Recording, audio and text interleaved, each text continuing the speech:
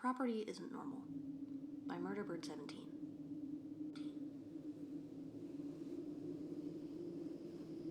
You could say I live in the middle of nowhere. I prefer to call it the middle of the wilderness, though. And after living alone out here long enough, I thought I'd become familiar with the land out here and even get comfortable. But I never have gotten comfortable. Maybe used to this place, but never comfortable. Pretty sure I can hold my own out here for the time being, but even so, lots of weird shit happens out here. Glad to finally have a way to tell strangers who probably won't judge or call me crazy, though. Back to the topic at hand. Weird stuff. I'll start with the first odd experience I had here. Okay. When I first purchased this land, I was really excited. There was already a house on the property that was the perfect size for me. Not only that, but it seemed pretty new. Like the former owners didn't stay around very long. Yeah, red flags. But how was I supposed to know how messed up this place was? Anyway, I moved in without any issues, and within a week, I'm out on some of the trails that were already there, looking for deer tracks and some other game trails. I'm actually having a pretty relaxing time, until, I swear, I heard a baby say, "Mama," in the most stereotypical voice I've ever heard off in the distance. Now, like I said, I'm here in the middle of nowhere, so there wouldn't be anyone for miles. I just shook it off as me hearing things. 20 minutes later, I hear the same voice say "Mama" again. Only this time, like 40 yards away, on the other side of some trees and brush.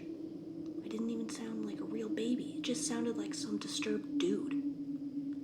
Of course, at this point, he's definitely on my property as well. I start making my way through the undergrowth.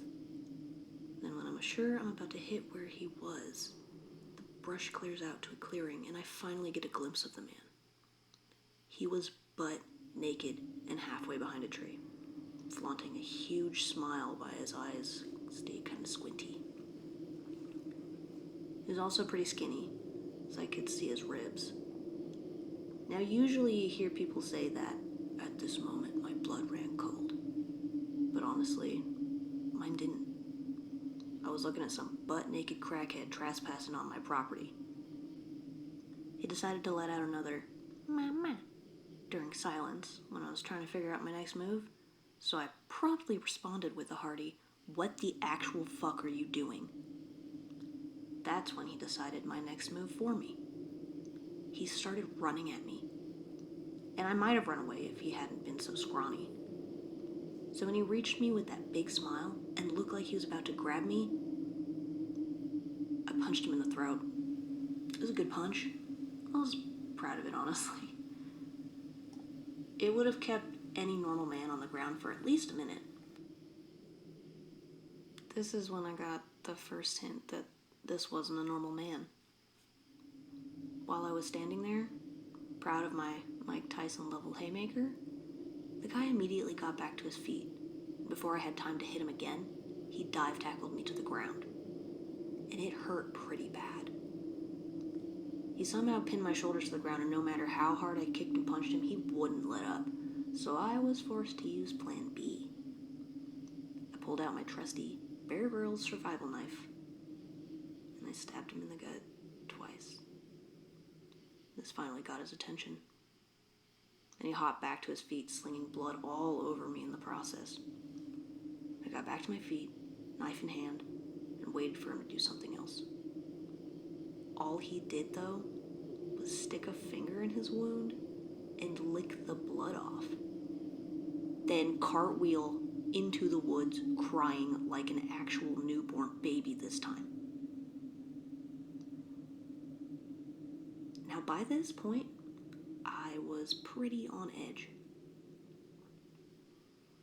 And right as he got far enough away that I could no longer hear him, I turned and walked home.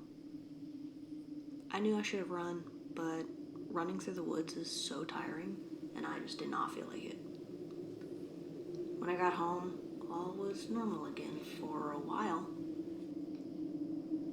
And Another story that comes to mind when I think about odd things happening around the area is the event that led me to no longer camp in my woods. By the time that the events in this story took place, I had already experienced quite a few things on the property, and this was easily the third freakiest thing to happen up to that point. Right behind the naked stab victim that cried like a newborn baby and cartwheeled into the woods, this time I had decided that I wanted to go camping. Despite all the stuff that had happened, I'd never been seriously injured in those woods, so why not go sleep in them? Bad choice, I know. Anyways, the first few hours when I got into the woods went fine. I set up camp, built a fire, burned myself trying to cook a hot dog, piss on the fire that burnt me. Then I started to realize camping is pretty boring when you're all alone. So I decided to go to sleep. Next thing I know, I wake up to the sound of a young girl's voice down in the creek. Sounds like she's college-age type. She's saying, "Help, I need help down here. I'm lost. Dad, help." And I can hear her down in the creek from my tent. Now, this isn't the first time I've been lured into the woods by a voice pleading for help, but this voice was a lot more convincing than the others. Nonetheless, I still brought my newly purchased .45 caliber handgun that I had bought for dealing with the things on my land.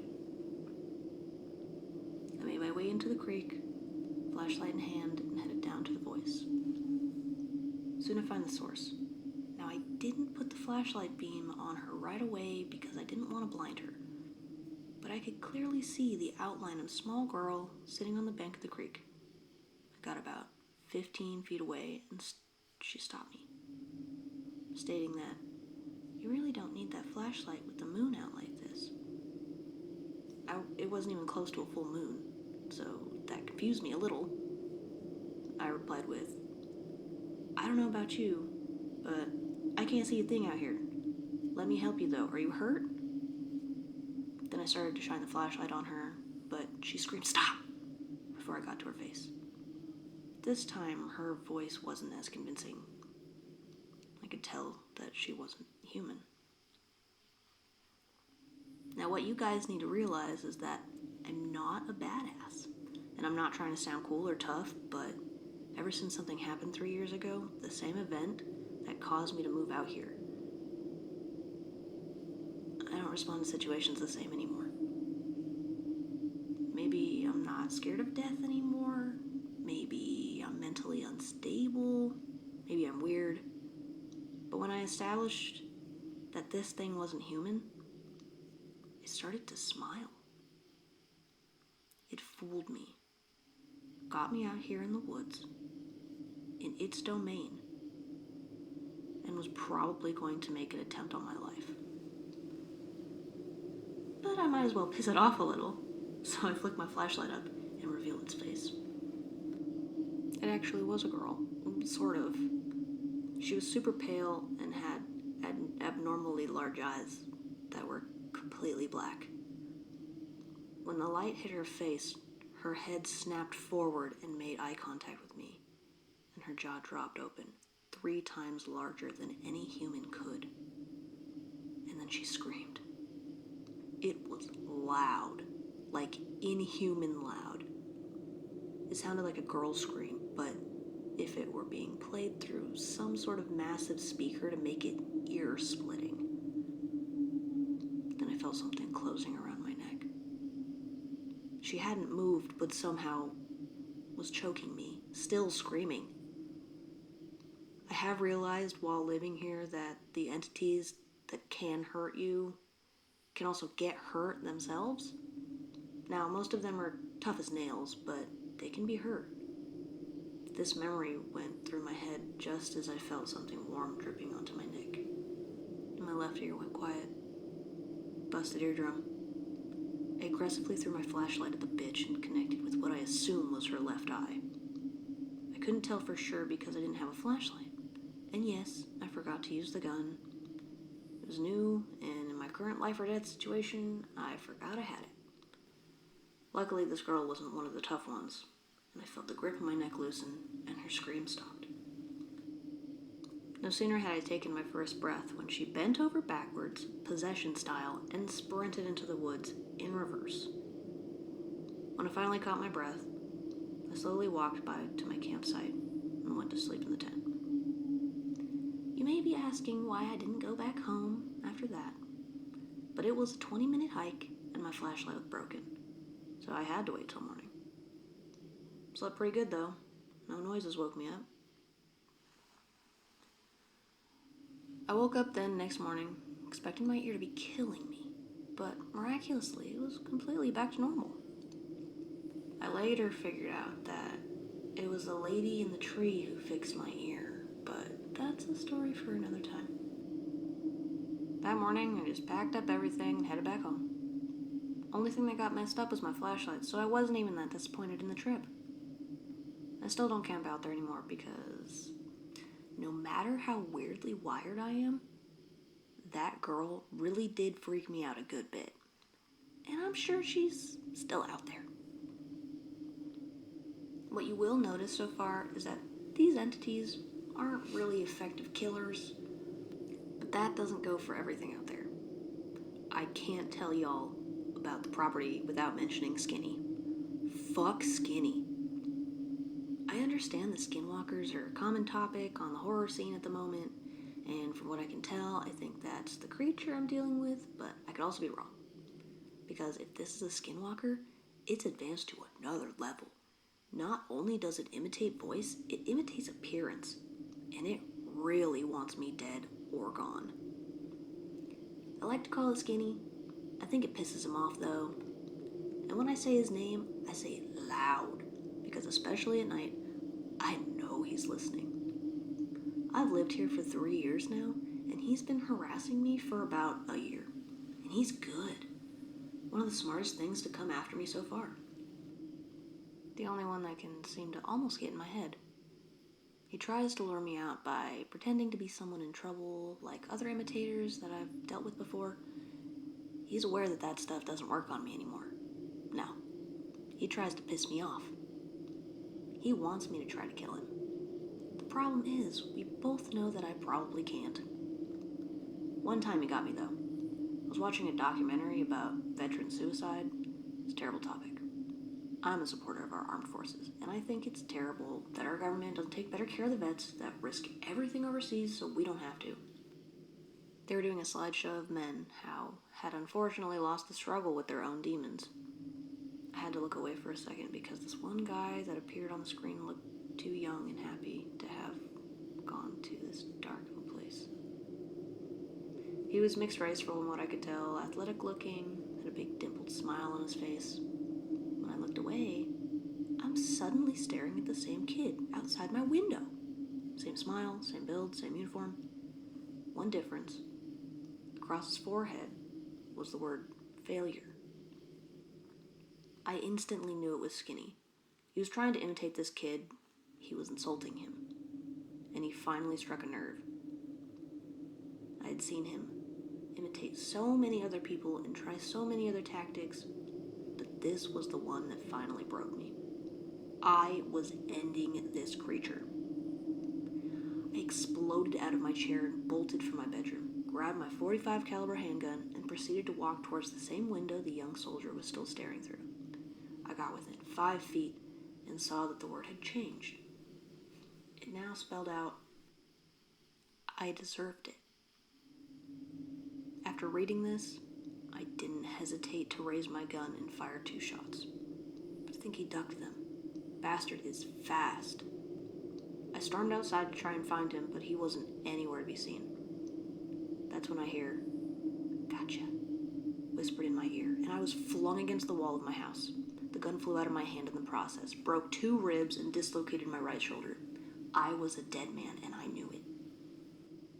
Ever since the incident that led me to buy a house by myself out in the middle of the woods, I don't think I've ever felt fear again. Something is wrong with my head. But I did feel defeat. I fell for his trap, and now he's going to kill me. As these thoughts passed through my brain, I passed out from the pain. And the concussion probably then for some reason that I still don't understand, I woke up. It was bright outside.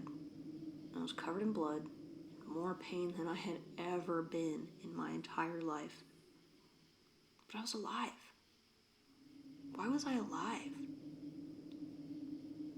I struggled to stand up with my right arm hanging loosely at my side, and I soon noticed the words carved into the outside wall of my house. It said, "Next time." Fuck Skinny. Ever since I got back from the hospital, I told the doctors I fell off a roof. I've been trying to find ways to deal with or kill a skinwalker. If there is a way, or if he's even a skinwalker, he beat me. I'm usually pretty lighthearted with most of my experiences, no matter how intense they are, but I just can't with this one, because if I lose to Skinny again, I guess I'll be signing off for good. Be careful out there. And don't be fooled like me. There isn't always a next time. But hey, not dead yet, so maybe there will be a next time. I plan on writing down more of my experiences in the future, so keep your eyes peeled for those. Until next time, Cole signing off.